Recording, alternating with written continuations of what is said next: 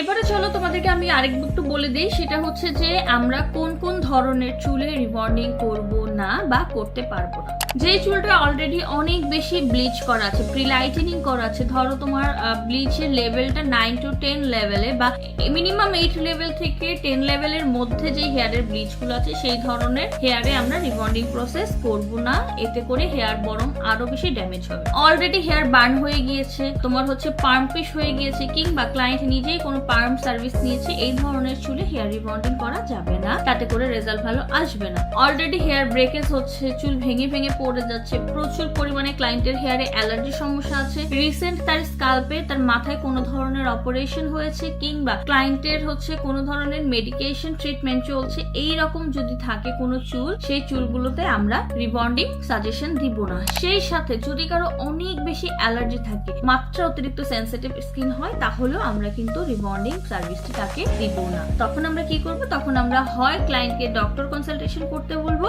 না হয় আমাদের অন্য যে কেমিক্যাল প্রসেস গুলো আছে, যে ট্রিটমেন্ট গুলোতে আমরা এই ধরনের ড্যামেজ রাফ ফ্রিজি হেয়ার গুলাকে আমরা হচ্ছে টেক কেয়ার করতে পারি, লাইক বটক্স, ক্যারাটিন, ন্যানোপ্লাস্টিয়া, এই ধরনের যে ট্রিটমেন্টস গুলো আছে এইগুলো আমরা সাজেস্ট করবো। তাতে করে ক্লায়েন্টের হেয়ারটাও রিপেয়ার হয়ে গেল, সেই সাথে ক্লায়েন্টে তোমার হ্যাপি থাকলো এবং তোমার সালনে বা তোমার কাজের জন্য ক্লায়েন্টের কোনো ক্ষতিও হলো না, তুমিও একটা সেফ জোনে একটা ওয়েল রেপুটেশন মেনটেন করে কাজ করতে পারো।